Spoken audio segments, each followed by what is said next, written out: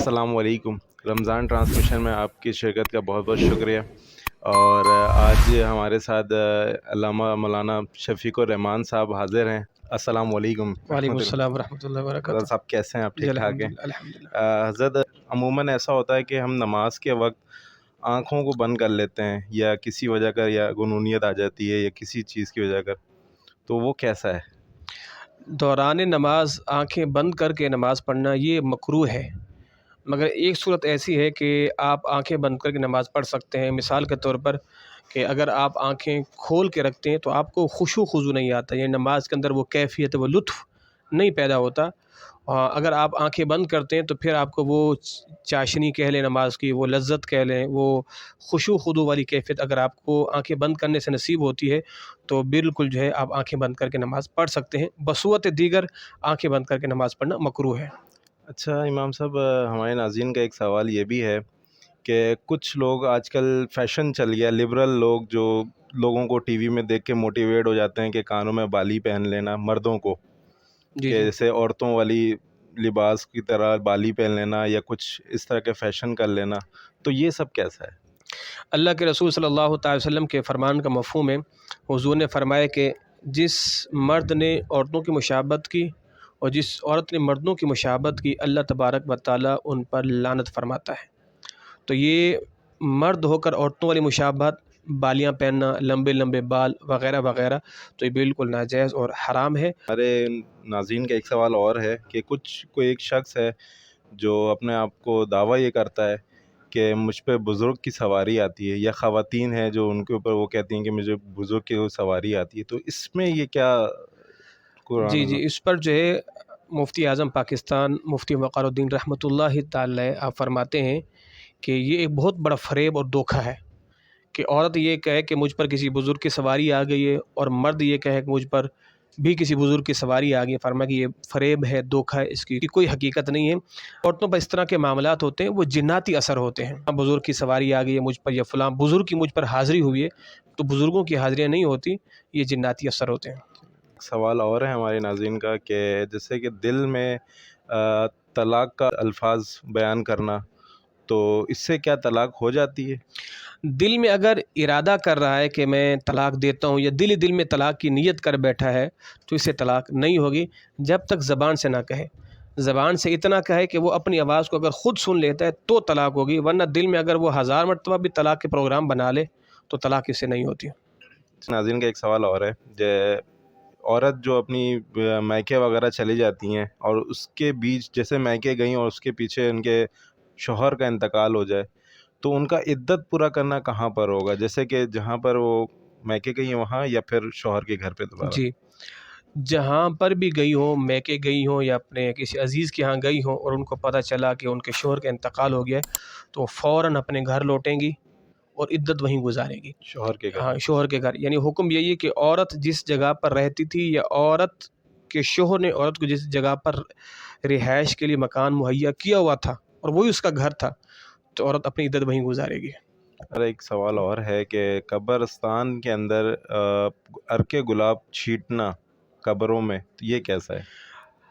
تدفین سے قبل اگر جیسے اندر قبر کے اندر کے گلاب چھڑک دیتے ہیں، کفن پر چھڑک دیتے ہیں، تو وہ تو جائز ہے۔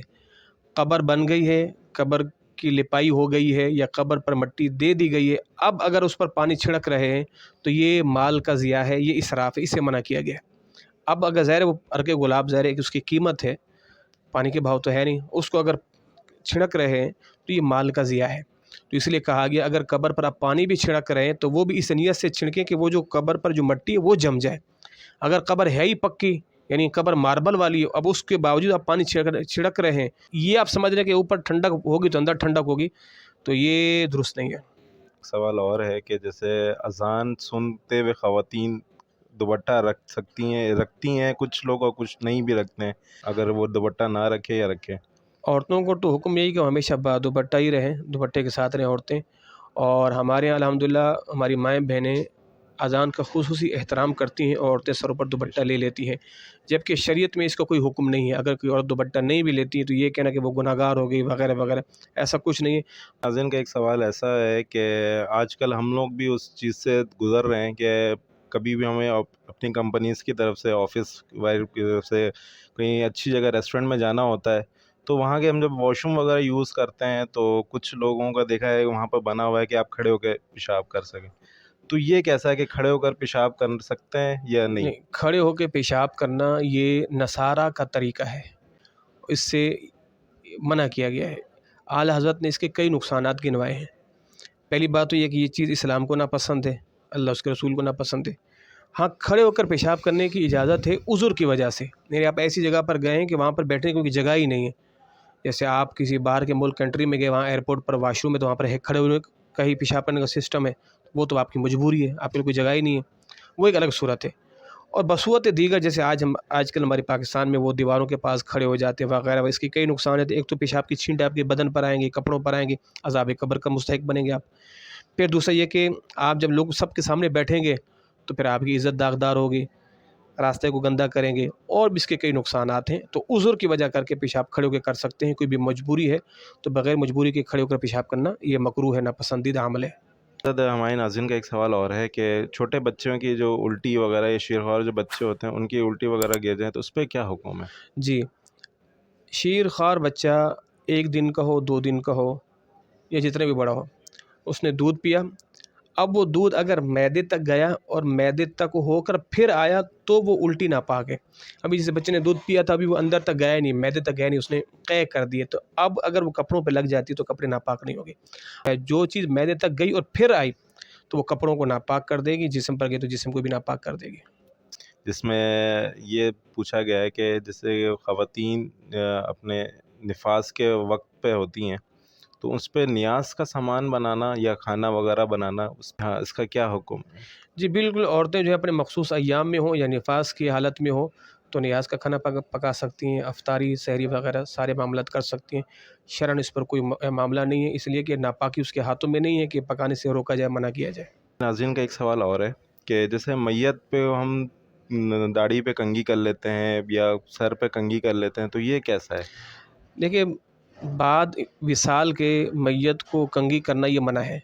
آپ اس کی داڑھی میں کنگھی کریں، اس کے سر پہ کنگھی کریں وغیرہ وغیرہ، اور اسی طرح بعد انتقال کے اس کے آپ بال بھی نہیں کاٹ سکتے، نہ بغل کے بال، نہ زیر ناف کے بال، نہ آپ نہ اس کی مونچھیں پست کر سکتے ہیں، نہ اس کی داڑھی کو سیٹ کر سکتے ہیں، نہ اس کے ناخن تراش سکتے ہیں۔ انتقال کے بعد کچھ بھی آپ نہیں کریں گے۔ ہاں، اتنی اجازت ہے اگر کسی کا ناخن ٹوٹا ہوا تھا تو اس کو آپ ہٹا کر، یعنی ٹوٹے ہوئے ناخن کو آپ اکھیڑ سکتے ہیں، مگر اس کے بعد اس ناخن کو اس کی کفن کے اندر رکھ دیا جائے۔ ناظرین کا ایک سوال اور ہے کہ جیسے خودکشی کر لیتے ہیں کچھ لوگ، جو خودکشی کر لیتے ہیں پھر ان کا نماز جنازہ کچھ لوگ کہتے ہیں کہ نہیں پڑھنا چاہیے، یہ جائز نہیں ہے، یا پھر اس کا کیا حکم ہے؟ اس میں آپ مجھے جی، خودکشی تو حرام ہے۔ اللہ کے رسول نے فرمایا کہ جو اپنے آپ کو جس طرح مارے گا قیامت کے دن وہ اسی طرح ہی اٹھے گا، اور جہنم کے اندر بھی وہ اسی طرح کے عذاب میں پڑا رہے گا۔